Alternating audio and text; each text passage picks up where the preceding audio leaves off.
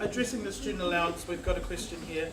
Do you think that moving toward a universal student allowance would be a good idea, as opposed to the current system of taking into consideration parental income? And so this comes from, a personal experience of mine. I wasn't eligible for the student allowance because my parents earned too much money. I wasn't living at home at the time. My parents weren't supporting me, but nonetheless. So I'm going to push that. I'm going to push that question to Calvin. Well, first of all, Labor's very proud of its record in supporting students.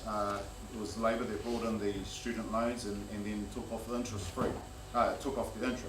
And so we're very proud to have done that. We're also very proud to have been the party that was in government when this facility was built. Labor's going to review all allowances and all systems of student support. That's our policy. We want to look at everything that goes into helping you in terms of allowances, in terms of student accommodation, student payments, all of those sorts of things. Labor's going to take a good hard look at it, because we too think that you need all the barriers to learning, all the barriers to getting qualifications to be removed, so that you can go and seek personal prosperity, because personal prosperity then adds to societal prosperity, and we believe that education is the way forward for all New Zealanders to prosper.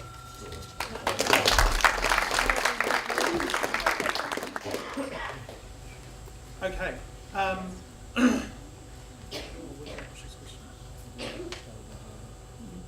Mr. Curran, do you think New Zealand First's recent policy proposal to remove GST off basic foods and vegetables would help students bring down their living costs? Okay, first of all, I think that what we're dealing with in education is obviously we support reducing the price of education for students to zero. So reducing student fees to zero, and we support the universal living allowance.